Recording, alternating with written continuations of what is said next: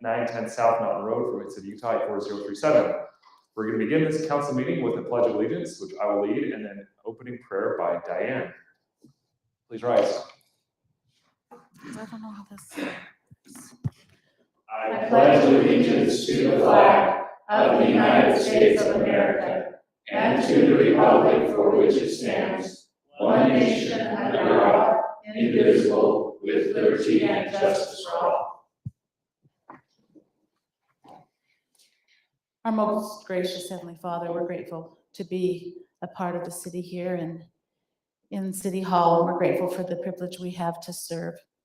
We're grateful for our staff and our city manager. We're grateful for our youth city council and all that they do for our city. We're thankful for the privilege to serve and pray that that will bless us as we make decisions this hour. We also are mindful of the many tasks that are before us as a city and pray that we can be wise and think clearly. We're grateful for the training today to help us do a better job. We pray for our residents. We're grateful for them, for the good people that live in our city. And we thank thee for the moisture, for the rain. We're grateful for that and thank thee for that and pray for a good spirit at the meeting today in the name of Jesus Christ. Amen. Amen. Thank you so much, Diane. Roll call.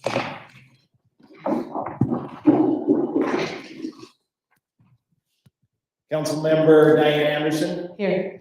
Councilmember Gary Anderson. Is excused. Councilmember Eileen Moss. I'm here. Councilmember George Ray. Here. Councilmember Flo Sadler. Excused. Mayor John Holman. Here. Thank you.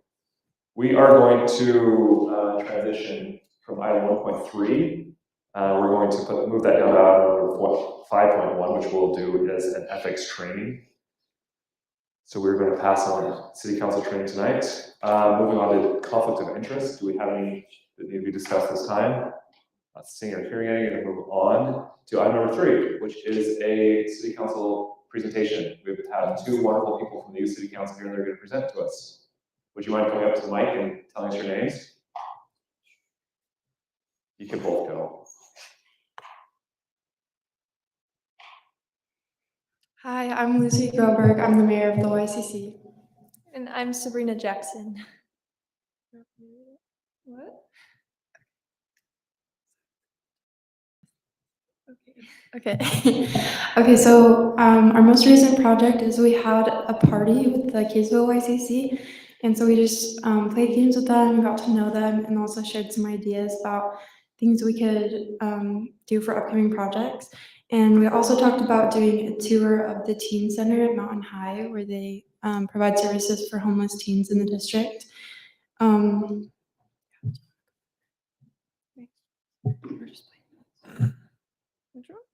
The Easter egg hunt. Okay. So right now we're working on planning for the Easter egg hunt. And then we are also talking about doing like a popsicle social later in the year. And maybe cleaning up for the bike trails. Excellent. Does anybody have any questions for us? Lucy, Yes. thank you. And Sabrina, thank you. Is there anything that we can do to support you? No. I got a notification that the Easter egg hunt was already advertised. It is? The city staff already put something together and put it out, and it looks really cool. Okay, awesome. I say the date. That was great to see. Have you reached out to the Mountain Road Church for the Easter egg hunt? About the Easter egg hunt? Not yet. If you need contact, I've got contact to the pastor. Pastor Crack is a great person. They haven't helped out in the past 2 years since COVID, but I think it would be good just to invite them and let them know that they're welcome and they can participate. Okay. If you would want their contact information, I can get that to you. Also, if there's anything else you need help with, we support you as a city council, so let us know how we can help you and support you. Okay. Is that right? Yeah. Thank you, Sabrina. Thank you, Lucy. Thank you. Item number 4, which is the public comment period. We set aside this time on the agenda to allow residents to present anything. Do we have anyone here that would like to present? Seeing or hearing any, we're going to move on to item number 5.1, which is an open and public meetings Act and Ethics Training by Brad Christofferson. Brad, you're on the clock. That'd be great. 15 would be awesome. We'll do 15. Can we go down? So the mayor has the obligation to make sure that every city staff and the council is trained in the Open Public Meetings Act. So that's why I'm here. So the Open Public Meetings Act is pretty straightforward. It's to conduct meetings openly, right? You want to have the public be able to participate, and you want to have everyone be able to participate and have input from the residents as you go about your meetings. So let's go down, next slide. Scroll up, I guess, yeah. Oh, okay. All meetings are open unless closed. So that includes work sessions or executive sessions. Sometimes cities will call them work sessions or executive sessions. That's not closed sessions. That's a different thing. In Fruit Heights, it takes 3 council members to make a quorum. If the mayor is here with 2 council members, that's not a quorum because the mayor does not have a vote in Fruit Heights. Can I ask one quick question? I don't want to get asking questions, but in a work meeting, if there's public here, the public doesn't have the ability to comment in a work meeting. They're just simply listening to the discussion that's going on, correct? So that is completely up to the chair of the meeting, which in most cases would be Mayor Pullman. If the mayor wants to take, if whoever's chairing the meetings, if in the absence of Mayor Pullman, do we have a mayor pro tem in Fruit Heights? Who is the mayor pro tem? I think Moss, sure. If Mayor Pro Tem Moss wanted to do that in the absence of Mayor Pullman and take comments from the public, there's nothing wrong with that. Okay. In fact, I would encourage it. You usually want to encourage dialogue with the residents. Now, there are times that it can be unproductive and it can be disruptive. In that case, whoever's chairing the meeting, whether that's mayor or Mayor Pro Tem, they can actually have people removed. The challenge is if you don't have law enforcement here, who's going to do that? Darren. Haley. Okay, next slide. In order to have a public meeting, you need to have notice. You have to have at least 24 hours notice. You have to have an agenda, date, time, place. Unless there's an emergency, in the case of emergency, you have to provide as much notice as is practicable. That's what the statute says. Where there's places to post it, you have to post a notice of a meeting on the state website, also at City Hall. And they like you to have at least one newspaper. If you don't have a newspaper, then email it to a local media correspondent.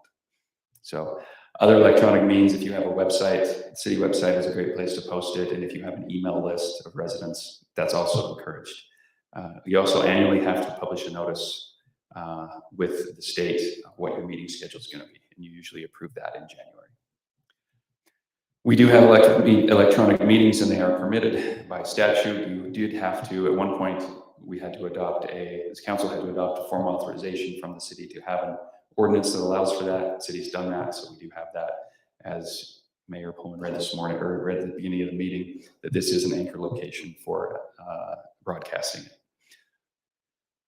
Let's see, meetings have to have minutes and they have to be recorded. So the city has to keep an electronic recording unit. It has to be of the unedited entire meeting from beginning to end until it's adjourned.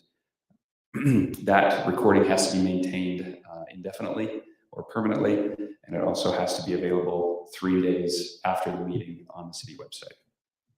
There are several cities that are a little slow in doing that, but that's the statute requires that. Minutes in a city council, I'll go over this brief. Minutes for city council meetings, they don't have to be it's not a transcript of the meeting.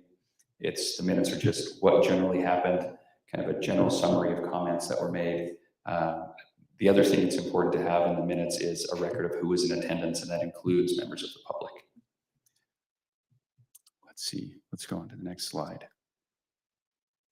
Closed meetings, in Fruit Heights, you have to have 4 out of 5 of if the whole council is here, 4 have to vote to go into closed session. It has to be a super majority, and it has to be 2/3, right? So 66.6%. And in order to reach that, you have to get 4 out of 5, because 3 out of 5 is not. That's only 60%.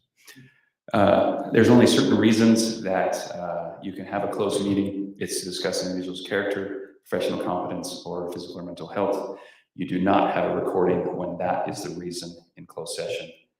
You do not have a recording, but the mayor does have, or whoever's chairing the meeting will have to sign an affidavit that the only thing that was discussed was the individual's character and professional competence. You don't have a record of who that was. The members of the council will, and whoever staff, if staff is present, will also have a memory of that, but that's as far as that goes. Any other strategy session for litigation, you do have to, for reasonably imminent litigation, that does have to be recorded. There has to be an electronic recording of that. If it's a strategy session to discuss real property, the sale or purchase of it, that's also a valid reason to close the meeting. Deployment of security measures, investigative proceedings, deliberations, procurement, evaluation committee, those kind of things are also things that those don't usually apply in cities, but it does allow for other districts to go into those closed sessions for those purposes. Let's go to the next one. One of the things that has come up quite often, and not in Fruit Heights, but in other cities, is when a council member resigns or a mayor resigns. I've been through this 4 times in the last 6 months. Can you go into a closed meeting to discuss potential candidates to fill a vacancy? The answer is no. You have to have those discussions in the open, in public, and that can make it uncomfortable. That's how I became a council member, was through a public interview process. It was uncomfortable. Okay, next slide. Emergency meetings. Emergency meetings is not defined under the Open and Public Meetings Act. You do have to attempt to notify all members. Again, best notice practicable. And you have to obviously have a majority of members there in order to continue to have the meeting. Chance social gathering, those are not meetings. The act doesn't apply. Electronic messaging is something that comes up quite often. Should you be texting during a meeting? No. If you text during a meeting, you have just created a record under grandma on your phone because it happened during the meeting. Several times in our state's history, certain government agencies or districts, school districts, for example, is one that comes to mind, have been texting during meetings and their phones were requested. And then you create a problem for the city attorney and everybody else having to go through your phone records to identify what is a record and what wasn't a record and look at timestamps on text messages. It's just easier not to send a text. Is that all text or just text? Text during the meeting. So If you had a text from your husband or something, or Yeah. a relative that sent you a text, yeah, no, that's not going to be a record. But if it's anything to do with the meeting, okay. it would. Yeah, and that does create a record. One of the other things that has come up recently that we've had some issues with some other clients is sending text messages or having discussions and deliberations over text or over email when they're a group text. So if you send a group text to other council members or you're discussing something, your deliberations are not being open and they're not in a place that the public can participate. So my advice is don't do that. And my second point of counsel is if you want to discuss, so there's nothing wrong with Councilmember Moss or Mayor Pro Tem Moss calling Councilmember Ray or Councilmember Anderson and having discussion about a particular issue coming up. Do it over the phone. There's no record of it. It doesn't create a record. And it's not illegal. You can discuss with one other council member anything you want related to city business, whether it's in a meeting or outside of a meeting. But as soon as you get a quorum, meaning 3 council members together, that's when you're in violation of the act. So if I send out a text message, make sure everyone's aware that there's meetings tonight, let me know if you're not gonna be here, that's not a problem.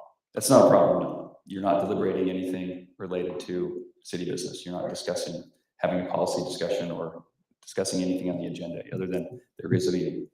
So the municipal officers and yes. Question on that. We do have a city council email and we do get citizens emailing the council. Mhm. And my stance has been, we're not going to discuss anything on this channel. Come to city council to have that conversation. Do we discuss things with the citizen at that moment, or do we just cut it off?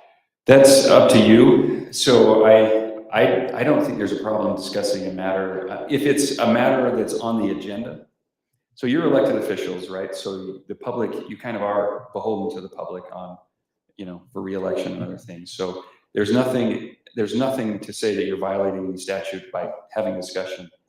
I guess you can, but I'll get to that in a second.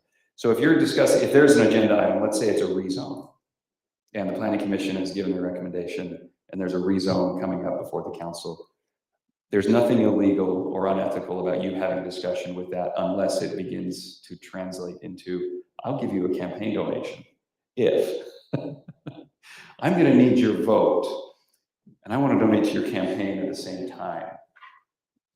I would steer clear away of that. The thing, the situation I'm envisioning is the citizen emails the council group email, and then 4 or 5 council members start responding back to this citizen. Don't do reply all, So do one-on-one. So responding to a resident is a little bit different.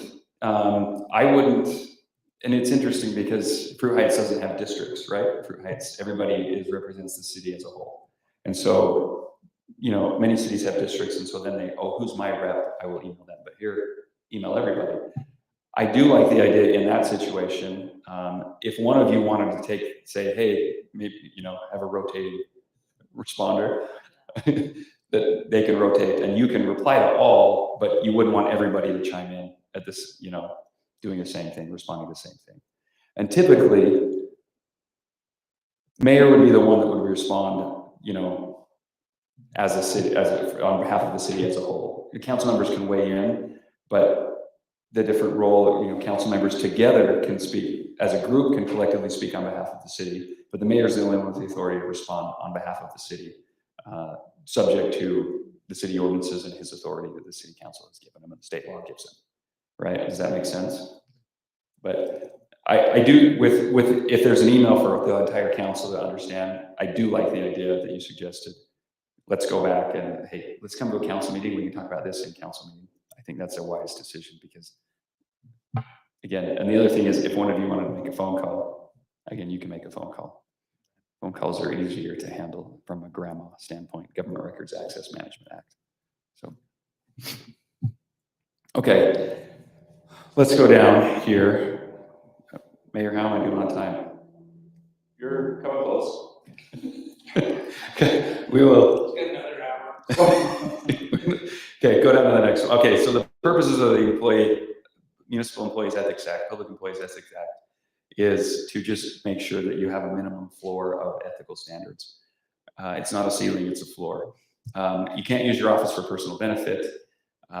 You can't be involved in this in any transaction where the city is paying money out to do anything. You shouldn't be involved. You can't have a business that's regulated by the business transactions regulated by the city and involved in that. In situations, if you have a business that operates in the city, maybe it's a home-based business, and you're getting a permit from the city, you just have to recuse yourself from any vote related to it, and you have to fill out a form that there's a conflict of interest potentially, right, with the city, if there was. So my guess, in a nutshell, we can go through all of these. I will send this out in order to keep my comments to my 15 minutes, 15 to 20 minutes. If there's any question that you have on an ethics issue, call me, we'll talk about it. And I'll make sure, my job is to keep you guys from making, stumbling over situations where you may not know you're stumbling. That's typically what happens. Oh, I didn't know that. It's not people going into it intentionally trying to, create an ethics issue. It's, if you have a question, if there's any issue with any business coming up. I had a mayor one time that husband was a developer, came in, wanted to rezone some property, and mayor walked out. She said, I don't even want to be in the meeting. And she left the meeting until after the vote had taken place. She didn't talk to the council members beforehand. She notified everybody, this is my husband, he's coming for a rezone. And it was, everything was above board, nobody had any complaints. It wasn't controversial either, so that made it easier, but anyway. If there's any situation you have an ethics question, call me. I'll walk you through it and keep you out of trouble. Very fortunate because we have two council members who've been on for quite a while and have been able to help and coach and direct. So it's been very nice. But I will say that you have been very available if any issues or questions come up. So thank you. Yeah, absolutely. So, So I gotta actually look very specifically at you and say, would you mind reading the slides? I will talk to Flo when she gets back and have her do the same. But he's taught me to done it, and it's my responsibility to make sure that you understand. so the ethics issue isn't there. I just add that in just to make sure we go over it. You know, that's not statutorily required, but the Open and Public Meetings Act is. So everybody's done with the Open and Public Meetings Act stuff, except for, so we just need to have Flo and Gary read it and email the mayor back and say, we've read through these slides. If they have any questions, they can contact me. Thank you so much. We're done. You're fantastic. It's good seeing you. We're going to move over to 5.2, which is review, discuss, approve, deny the annexation ordinance for the Rockcliff Ridge Estates. Brandon Green, you're on deck.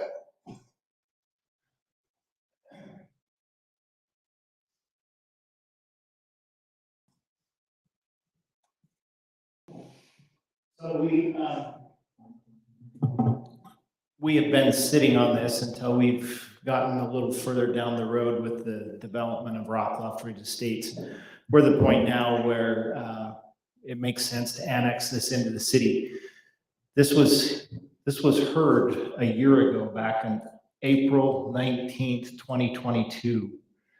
So the dates that are referenced in the letter and the corresponding dates referenced in the ordinance correspond to those dates that we did a year ago. So this is just a step. My concern was the actual ordinance. It says, whereas on February 21st. I changed it. It's been changed. I just pulled it up. Good. I changed it last night at 1:37 in the morning. So pretty certain. I got your email. I'll update. Okay, somebody else. Is it on the notice? Is that what you're saying? The Annexation. ordinance, the ordinance. Oh, the ordinance, yeah. Ordinance, it says 2022-01, but it's really. Should be April 19th, 2022. Okay, so Huh? so the discussion is to annex this property into the city so that then it can be traded. Is this land that we're trading with? We're not trading. No, this is just property that's currently unincorporated Davis County. It needs to be annexed into the city of Fruit Heights. And it's the triangular piece that sits east of the development of some of those lots. Okay, So Eileen, you're saying that it hasn't been changed? I'm saying that as I look at the ordinance here before me, it says, whereas on February 21st, the day we didn't have a meeting, 2023. Oh, okay. The city council, I thought you were referencing the letter. no, Okay. I'm referencing the thing that counts, the ordinance. Well, the letter has to go with the thing that counts. But the ordinance has to have that date changed. Yes, so I'll change it. Okay, thank you. Also up there on the second paragraph, it says parcel number 11120 instead of 112.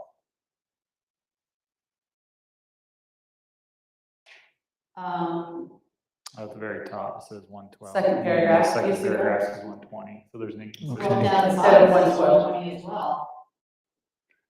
All right, obviously there's some things that need to be adjusted on it. That just, Is it just dates? yeah, that's fine. no numbers No, on the you parcel got number. Parcel number. We That's just- can't approve it with the changes. Yeah, we'll review it and make sure it's.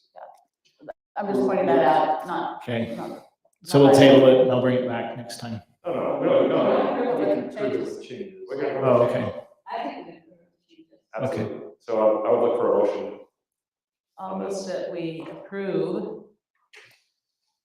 the annexation ordinance for Rockcliff Ridge Estates. Thank you. Annexing real property known as parcel number 11-112-006, extending the corporate limits of the city with the changes of the partial numbers, and the date as described. Great, so I have a motion from Diane, Second it. I have a second from George. Any further discussion on item number 5.2? So you're referring to ordinance number 2023-002. Haven't called for a vote quite yet, but yes, referring The to, That was ordinance, your ordinance. That was your motion. that was my oh, up at the top, that's right. It is the ordinance 2023-002. Thank you, Eileen. Two important numbers okay? to get Any further exact. discussion? All in favor of approving the motions on the table, the annexation ordinance number 11-11, Oh. ordinance 2023-002 for the Rockclough Ridge Estates as been discussed with the changes. All in favor, say aye. I think we have a roll call, don't we? Oh, yeah, great. Bugger, it's like it's the first day today, you guys. It's okay. And there's two different spots on their ordinance that need the date changed. And I'll just do a time in place. Thank you. We do have to do a roll call.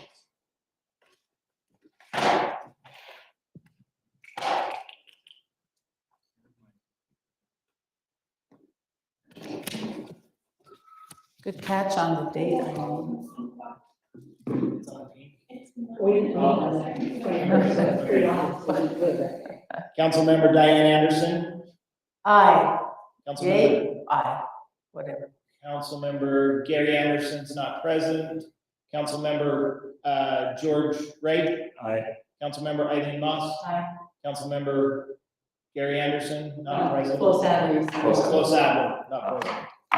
Thank you, that passes. I'll do this changes right now. How are you, Jeff? Let's keep going. I'm good. Item number 5.3, review, discuss, approve, deny phase 2A and 2B of the Rockclough Ridge Estates by Jeff Willer. Okay.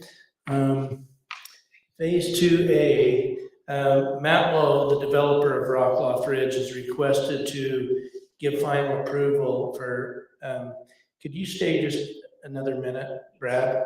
I'm going to use your name here in just a minute.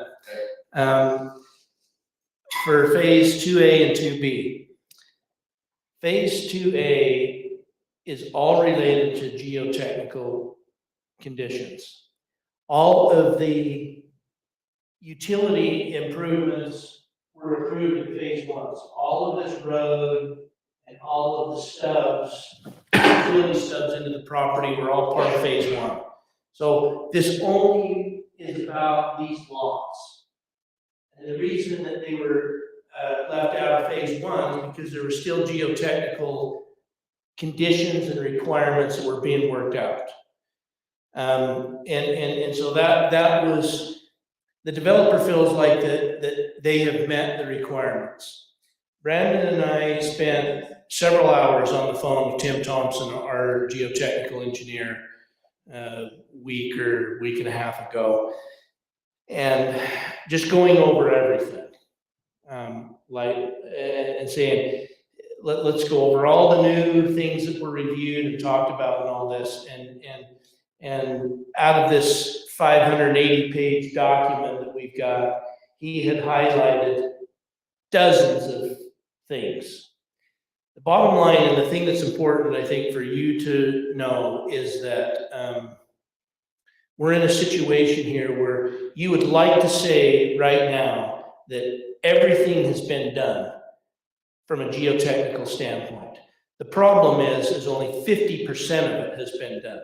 The other 50% of what needs to happen has been pushed onto a future lot owner.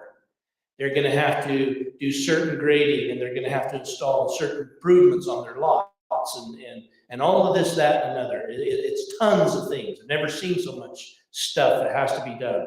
That's why I make this strongly stressed comment in my staff report that I hope everybody read, and that is this city is going to have somebody that is Johnny on the spot, working on that project and making sure that this project gets installed properly.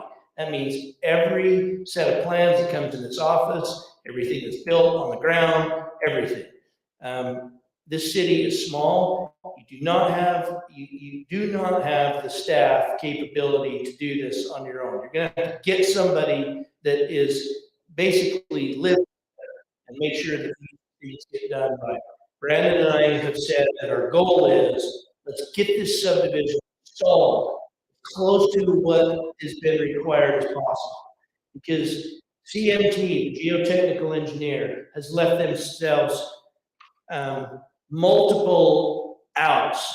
They says, if these things get done the way we're calling it right here, everything's fine. But if one thing doesn't get installed the way we've called it, all bets are off. All the conditions change. So somebody's going to have to look after your interests. I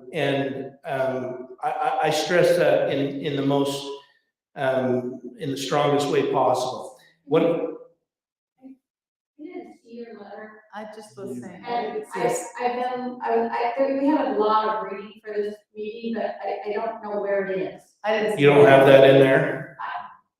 No, I was just looking now because I read through everything, but. It's pretty strongly worded, and I suggest that you have the opportunity to look at it and read it, because what I'm gonna tell you right now is the next other thing that's kind of related to what I just said. So if you don't have it, I mean, we can make copies of this and pass it out right now. Do they have it in their stuff? No, it's not in there. But I'll pull it in right now. But we knew from the get-go, this was dicey. Yeah. So what I want Brad to listen to right now is let me just continue, then we can talk about whatever you want to talk about. So after we met with our geotechnical guy, Tim Thompson, Brandon and I felt like that we wanted to try and implement something that we've never done before. And that is a series of affidavits that would be signed by certain parties. Because we do not want to get into, we don't believe that any property owner is going to read a 600-page document and has no intention of following the recommendations in that document. And so we have not spoke to Brad about this, and so I want him to hear this and give his opinion. So related to the geotechnical requirements, we would like to introduce 3 specific requirements for the subdivision. 3 separate affidavits. Affidavit 1 is an affidavit that is signed by Matt Lowe's, the developer, that he has disclosed to each lot owner all of the constraints and conditions of the geotechnical report. And secondly, it is signed by each lot owner that they are aware of those constraints and conditions at the time of purchase of the lot. So he discloses to them, I have disclosed everything to you. They sign it and say, we were told everything. These are things that we would ask our attorney to draft, in specific legal language.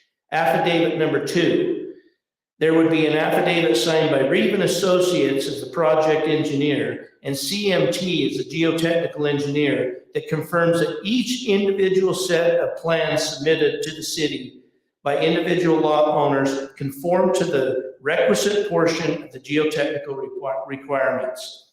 And that secondly, those plans that are submitted will have a peer review by Geostrata.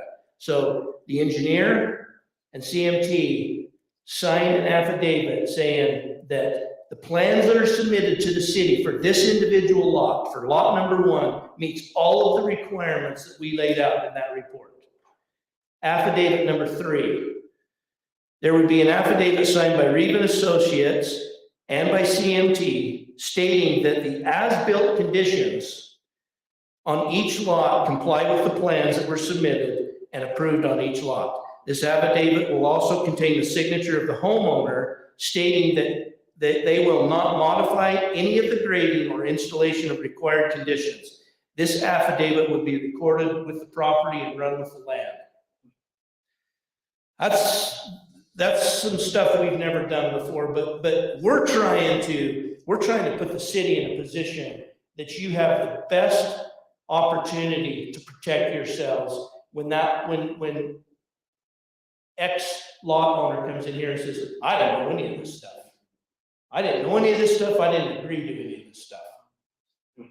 So, I don't know if Brad would like to comment on any of that, or if he's ever seen anything done like this before. Not in that exact way, but similar. I think the HOA needs to have a greater role in that particular. Because it's easy to get the first owner to sign. What happens when they sell? The next one. We live in a notice state on anything that's recorded against the property, any property owner is supposed to be aware of. So that's what the law says, but that doesn't always happen. So when anything transfers title here, real estate agents are there, advising them, and here's the documents that you have to have. Title company's going to give you that big packet. But what homeowner is going to go through that and says, they're going to see a little yellow sticky that says sign here, and they'll sign it. It says, yeah, we received a copy of the conditions on which, but there's got to be an HOA that's empowered and required. Is that gonna be more like for step 4 though? Because the first steps are that first sale and as the home is getting built. So, yeah, I think there are, so the HOA wouldn't be that much involved. The first one, I think, yes. So I think. I need to vet, there's a couple of questions that I have and being sprung on this. I'm sorry, you've had no opportunity to comment It's before. okay, but no, I think it's important to have a discussion. But Matt Lowe has, in the agreements, has already said for perpetuity, there will be an inspector going in and reviewing everything. Yeah. And that's already built into the agreement that we agreed to. Yes, I agree. This is sort of a redundant thing that you can hold on to. Belt and suspenders. Yes, yeah. And your comment about the HOA, Brad and I talked about this, the HOA is kind of a step forward. They come after everything is built. Right. Our goal initially is to say, let's get this thing installed as close to perfect as we can. And once it's installed, I don't know what the future holds. That will be up to an HOA to enforce things after that's all done, but. No modifications to landscaping without, an engineer's review, consistent with the existing report. All those kind of things need to be strictly enforced, and that's got to be very strict language to each homeowner. You're on a hill, if you want your house to stay, Well, in a way you're like this one. Everything you've described in those 3 affidavits seems to concur with what the developers have been talking about all along. It doesn't seem like you're asking them anything Well, except to be sure to validate. an affidavit signed by an engineering firm is that might be rough. That might be a hard ask. Now, I sent this to Matt and he's not commented. I don't know if you could get all of them to sign that. That'd be pretty hard. Well, Because they're putting their company on the line. shouldn't they? But isn't that liability. what they said they would It's do? It's a get out of liability free card for other people, but not for the. Because if they won't sign it, then who guarantees all this stuff? The city? The inspectors that were, What inspectors? inspectors that are hired in perpetuity from Matt Lowe's company. The tattletales that will run up there and tell us if a tree's planted in the wrong place. Well, I think it'd be interesting to hear So his let response. me just pause this. I've already talked to Brandon. Thursday night, Hayes Creek is going to be meeting about that property. I already talked to Brandon, we would table this 2A until after that gets passed, because I want to make sure that road is going across before we give final plat on 2A. Yeah, because, well, that, I state that in here too, that all still is coming and still needs to be, it still needs to be part of a future plat at some point. It could be part of this one, it could be part of another one. Yeah, There's still lots to come after this. This doesn't approve everything. no, but that egress needs to be there, and we need to make sure that that's going in. And in talking to Brandon, I think it would be wise to table 2A. We can pass 2B because that's on Mountain Road. That's the acre lot right there on Mountain Road. I have no problem giving final plat on that one. But 2A, I have concern over until we get approval from Oh, there's the stuff. The one, from Page Creek. phase one is the one that ties into the bridge, and that's already approved. This Yeah. doesn't, 2A doesn't include any road improvements. Yeah, why do we want to approve it? Because the minute you approve it, you can start taking down payments on it. Yeah, you can start selling. And we don't want to do that until we know for sure that road's going through. We've told him that we won't record any plats, therefore not allowing him to sell anything, any lots, until that bridge is done. Okay. Until all of the utilities and roads are built. So there's no rush. in- No, not particularly. He's asking for it, but in my mind, I mean, there's not an immediate rush on this thing. So let's table both of them then. Brad, is that too hard of an ask, those affidavits? Pretty tough. Depends on how much pressure you're getting from the developer that hired the agent. So But why, it's- why? I think that I'd like to have a chance to think through the process with Jeff and Brandon. And we can bring back some recommendations on how to implement best practices and best procedures to make sure. Maybe it's a checklist that somebody's got to sign on. You know, the checklist for the city, we've gone through everything. And we've gone through all of this and, where it's everybody is signing off, the city, the inspectors, the building inspectors sign off. The plan review has been signed off. The engineer, and then we have as-built drawings that match what was sent over. Engineers concur, all that kind of stuff. That would be a way to accomplish the same thing without, just recording an affidavit against for each individual lot. Councilmember Ray. I'm sorry, go ahead.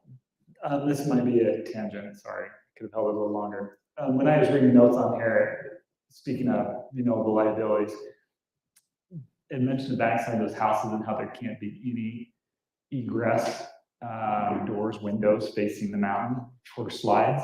And I was thinking about how we are, thinking about acquiring that property behind those, to make that city property instead of federal property. Would that be a risk we're taking on that might not be worth it? Could be. But the county doesn't want it. That sliver of land, the county has been wanting that being transferred in the city for, with this development. I don't see a reason why we would keep it county property and keep the liability of the county. Well, the county doesn't own it, the Forest Service does. It's in the unincorporated county. County doesn't own anything up there. And so it's just an observation to make, as we acquire that land, we'll be aware of that liability if we're concerned about that. Slide. I like the idea of letting Brandon and I kind of work with Brad on this to maybe flesh that out a little bit.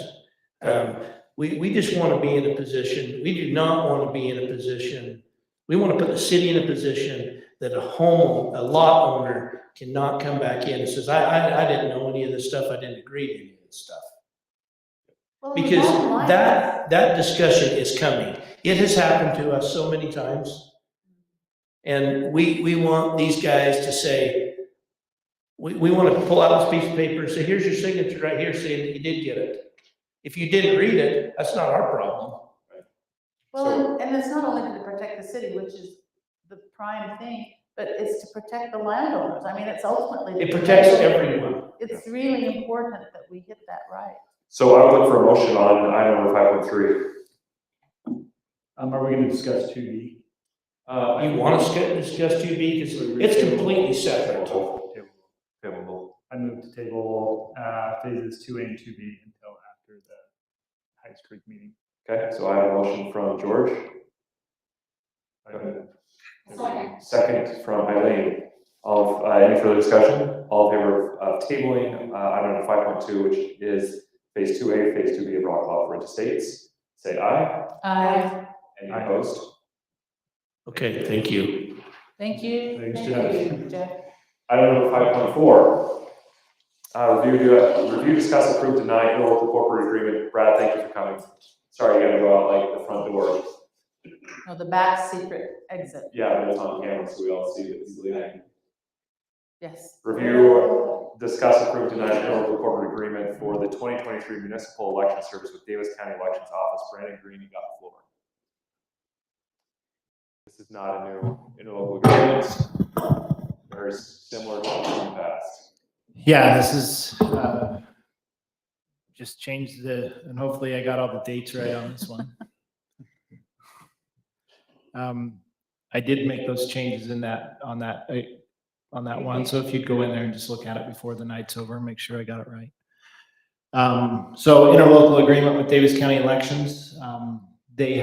We contract with them. They do our elections because they have all the equipment to do the elections, and I'm not interested in purchasing any equipment to do the election. So this is just entering into that contract with them.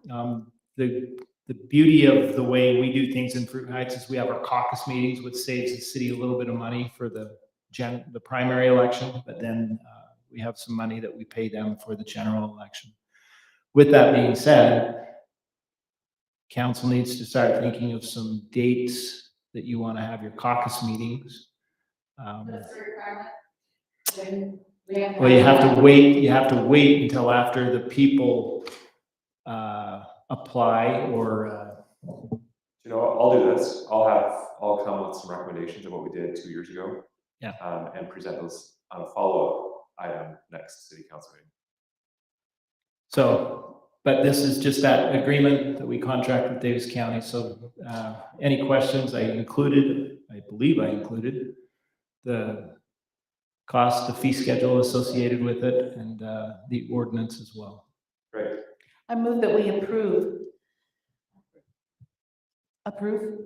Approve. Great. I move that we approve the interlocal cooperation agreement for the 2023 municipal election services with Davis County Elections Office. Thank you, Diane. I second that.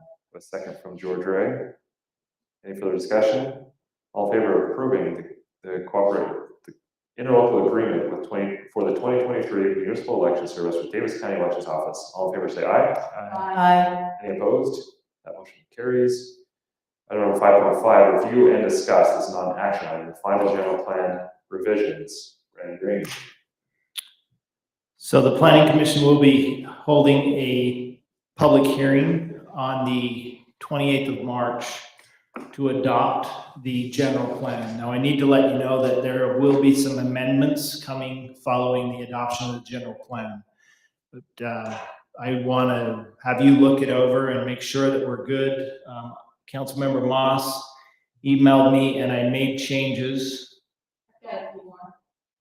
Oh, Can we take- okay. Sorry, keep going. If you could email me those changes, then I'll make sure that they get taken care of as well. But just want to make you aware that this is going to the Planning Commission March 28th for final approval, and it will be coming to the City Council the following Tuesday for your approval. Now, that doesn't mean that we can't make amendments and changes to it.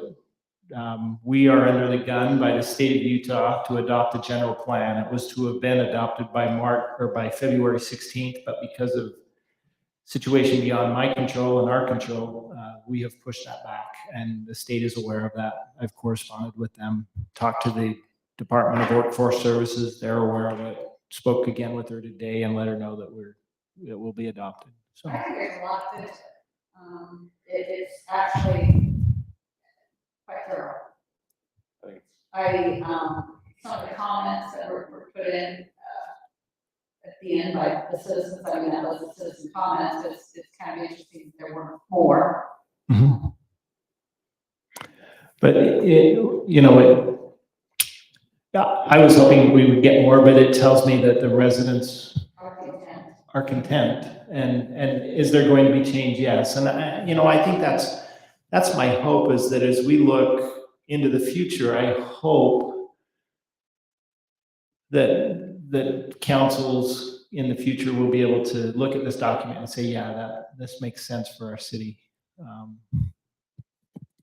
And I hope that staff will also support it as we look to the future. So I'm happy with it. I thought it's turned out really well. Thank you, Randy. Thank you for all your A lot help of with work, it as a well. lot of work. Brandon Green, 5.6, review discuss 2022 annual audit report. We finished our audit. Actually finished it about a month ago. Well, more than that. It was finished before Christmas, but I finally got the audit paperwork back about a month ago. I included it in the packet and then didn't realize that there was a modification to that. And when Councilmember Ray reached out and said, "Hey, it looks like some of it's missing," I looked back through my emails and saw that they had sent an updated one. And so I included that in there. But the audit went well. We didn't have any findings that required us to make any changes to our processes and the way we do things. Feel good about that. And I think the biggest thing about the audit report is we continue to operate in the black, and we continue to make a little bit of money where we can.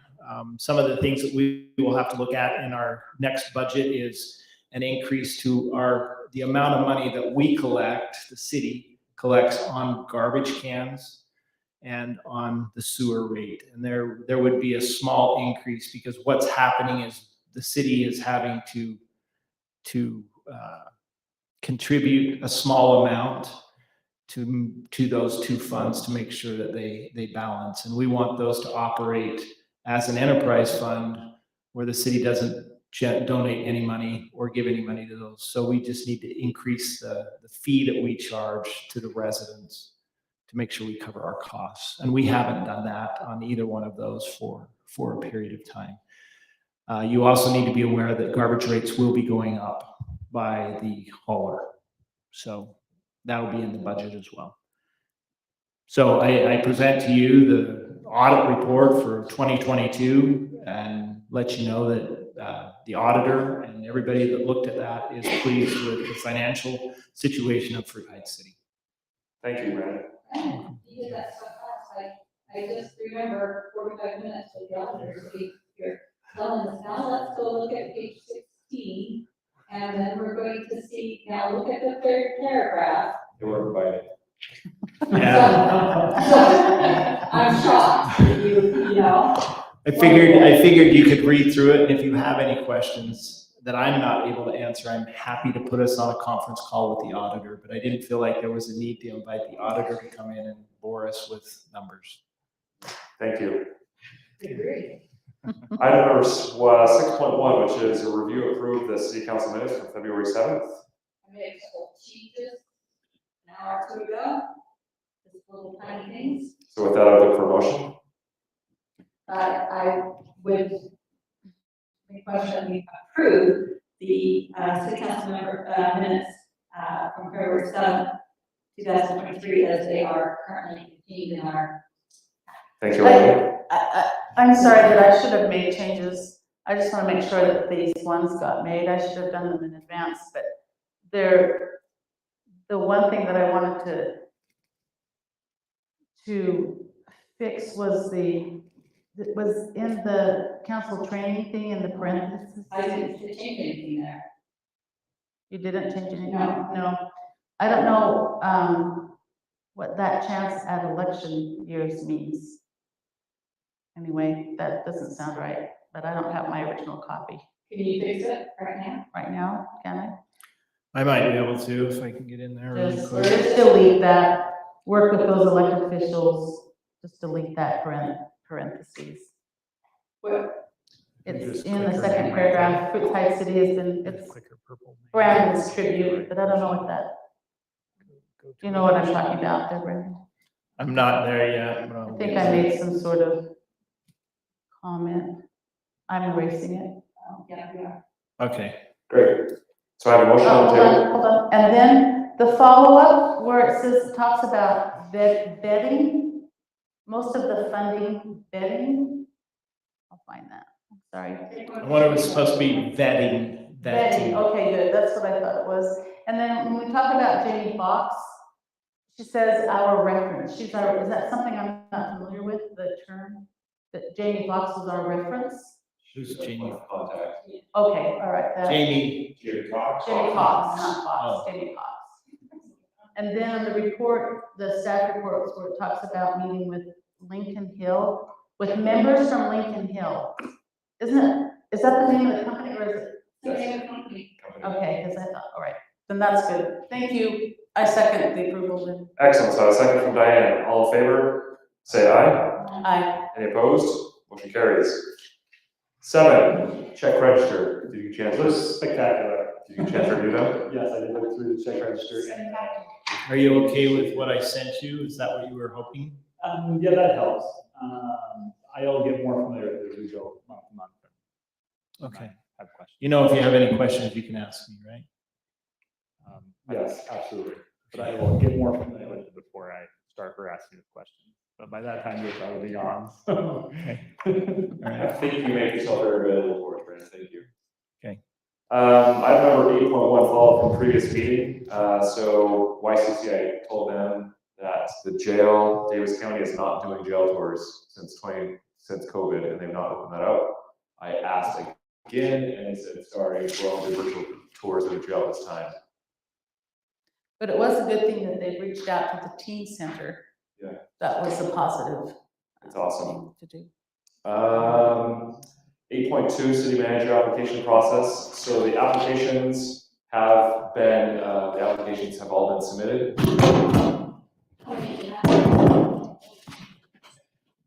Sorry, that's really obnoxious.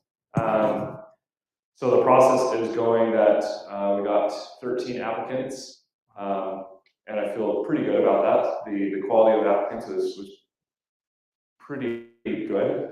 I sent a copy of all the resumes and the cover letters to our committee. They have until tomorrow to pick out their top 5 or 6, and then we will start interviewing next week. We would like to, it's our objective to have someone here by the 21st, or sorry, not one, but have a few people here by the 21st to present to City Council, and so that you can get to know them and interview them.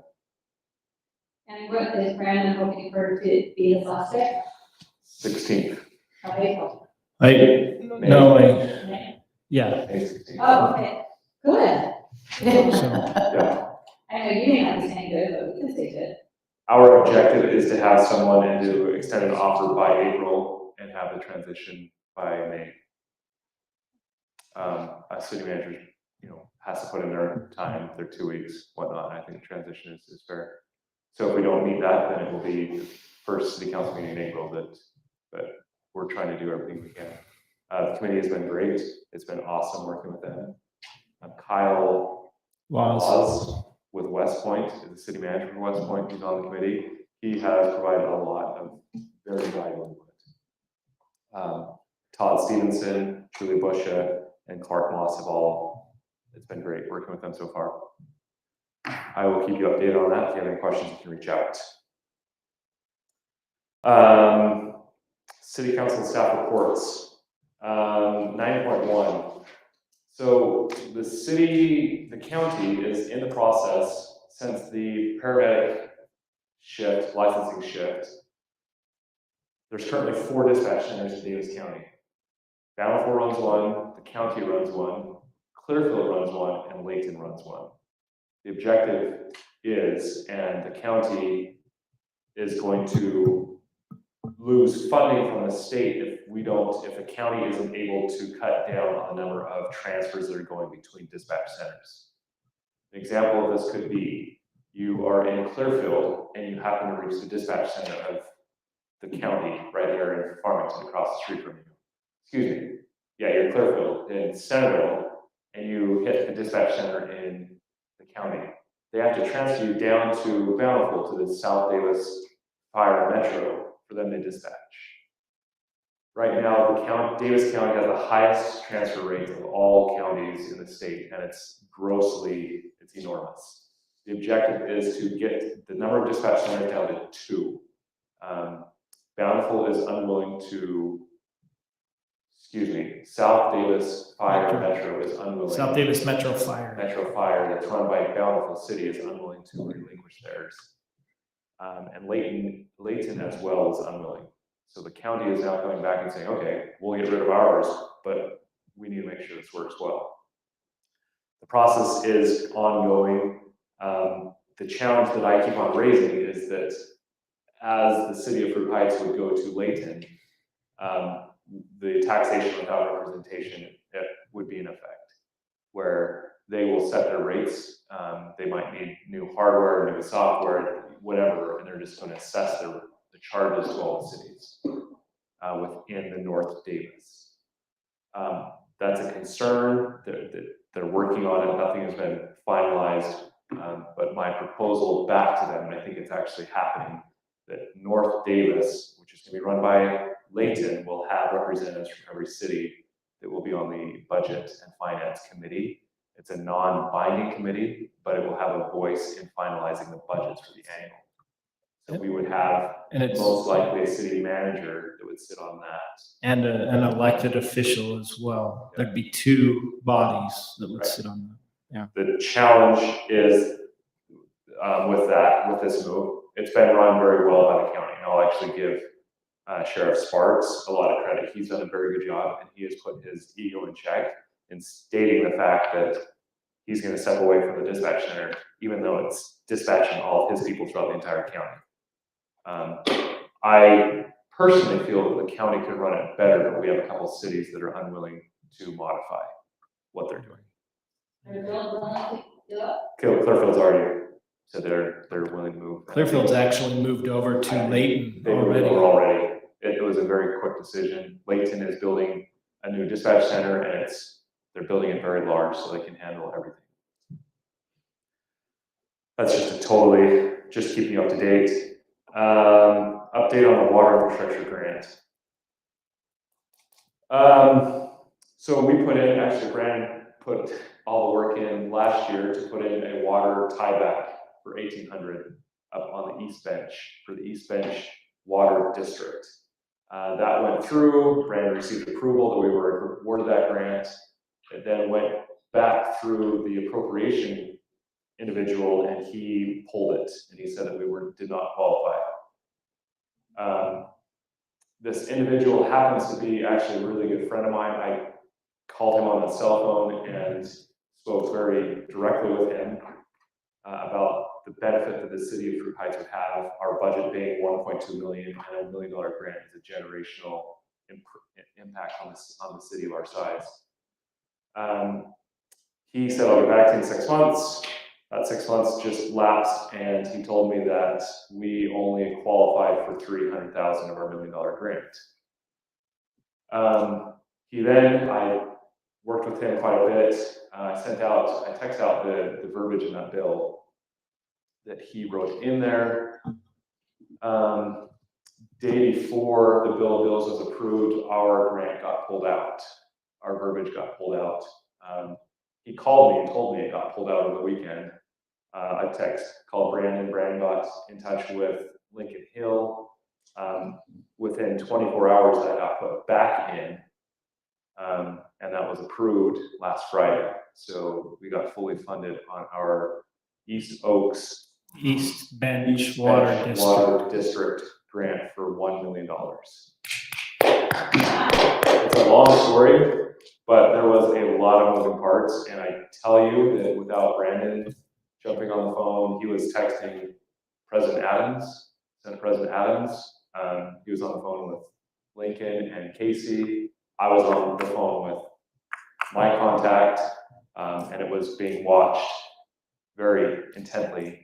And my contact said it's in there, and he was on the floor when it passed and said it passed. You guys got funded. So that was a long process, but it's well worth it. And if we have Lincoln Hill to do something like that, that is something that we can't replicate.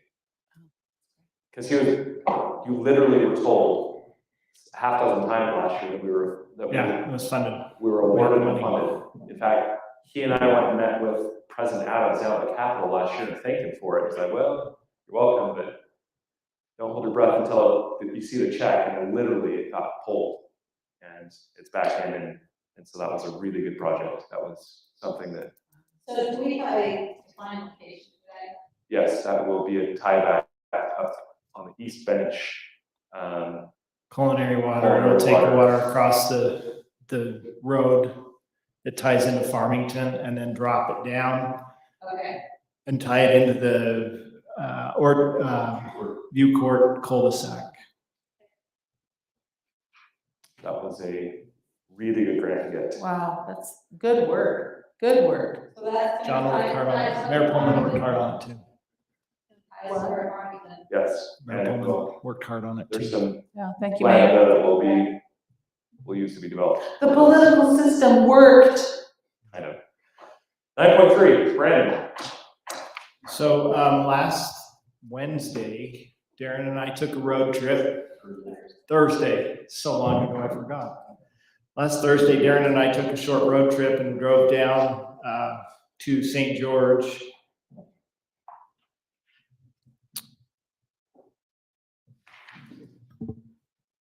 I'm not crying because I drove down to St. George. I'm crying because Darren received an award that he deserved all the recognition for, and it was an honor to be able to be there and watch him as he received the Rural Water, you're gonna have to help me, Operator of the Year Award. And he was the only one that received that award, and he represents Fruit Heights City really well. And it was fun to be able to spend a little bit of time with Darren on a road trip and watch him receive that award. So just want to tell Darren, thank you for what you do in the water system and the time and energy that you put into making sure that we receive the best water that we can. And in my tenure here, we have never received a negative, well, maybe a couple little things, but nothing that's really affected our system and caused us to have a boil order or anything. And that is due in part to Darren and his dedication to the water system. And so I just want to tell Darren, thank you for representing the city.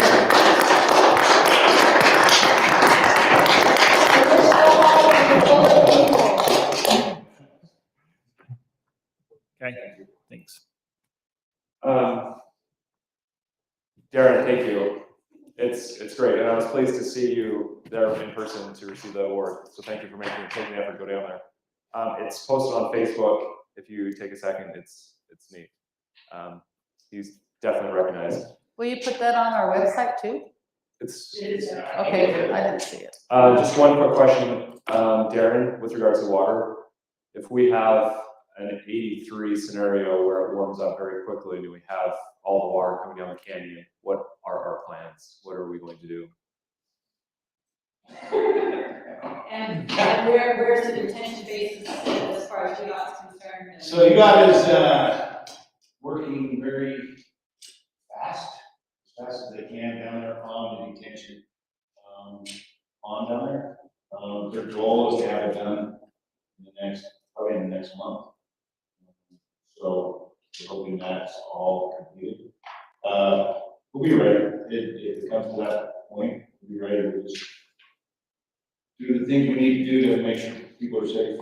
So Larry and I have been talking about it. It doesn't make sense to put sandbags together right now because they're just going to get sun rotted and break. So we'll just monitor it as things warm up. And if we need to do something, we'll do something. Do we need to get back there and clear debris? We can't. We don't own any of the property. I know, but the county has access to it. Is there things that we need to do now so that in a month and a half, if we have 80 to 90 degree weather, like in 83, that we are prepared, we're not foolish? I'll reach out to Adam and ask him that question specifically about that. I know that they are going up and down all of these canyons and stream channels clear across the county, looking at areas that they believe need to be cleaned up. And so I think they're actively doing that. I'll specifically ask him about Bear Canyon and what if any concerns they have. There's been a lot of work done on that stream channel since the 83 floods. So, and second of all, the detention basins that we have that are not connected, are we going to get them connected before then? Because if those fill up and overflow, then we're in a world of hurt as well. So you're talking once along 89? All of them in our city. Pretty much they should have all the detention ponds done by By April 1. Yeah, for the tie-in. They may not be as far as completed with all the drainage in them, but they'll be connected to the pipe. So they'll hit a certain level amount. They'll have to do. Okay. Brett, I know you need to step out. Is there anything that you want to present or anything you want to discuss? I don't have anything. I just need to grab those papers. Okay. Darren? I don't think Brad signed any of them, did he? He didn't. He did. We want that. He did. He did that on purpose too. City Council, Diane, you have anything? Just to say that George is on deck for the council training moment in the next meeting. Excellent. Thank you. George? As I was looking through the budgets, I saw a payment to Farmington for the fire services. And we had talked in the past about having them come and present. We haven't seen them. Would it be possible to get to them on one of our council meetings so that we can? I talked Meet to- them. I talked with Chief Love. They would love to. Because I was trying to get something scheduled with Eileen and myself, but Chief had a conflict, but he said he'd get back to me. So I'll call him and see what we need to do. And also invite him to come and present. Yeah, absolutely. I've got that on my follow-up items. Super. Anything else? Nothing. Eileen? The City Sport Council is still worried about flooding. I have expressed what you told them, that it's not time to fill sandbags yet, and in fact, it's kind of worthless, right? And they will not be made available until such time as the weather forecast may dictate that. Yeah, It is and we'll watch real close with things changing and stuff like that, so. Um, And I think it's important to note that we're gonna rely on volunteers to fill those, it's not gonna be the Oh, yeah, staff. we're making sure they understand that. That's the big thing right now, is people are starting to really be concerned about how much water is in that snow. And we've got rain this week. It's gonna be bad. This weekend, excuse me. Darren, do you have anything? No, we're good. We've been plowing snow, getting things tightened on Mountain Road and those things. Oh, actually, I don't know if you know this, but I was notified by Weber Basin that an amendment was passed last Tuesday to fully fund with Crew Heights help Mountain Road. Do the whole thing all the way across? Did you know that, Darren? Yeah, I still think we have a portion of it that we're paying. I think I want to do the whole road instead of Yeah. just half. Good, because the other side's getting pretty rutted from whatever reason. Whatever tracks or. I got a text message that that amendment that had passed and that they were planning on, with our help, that we will have to fund some of it, that they're planning on doing the whole thing.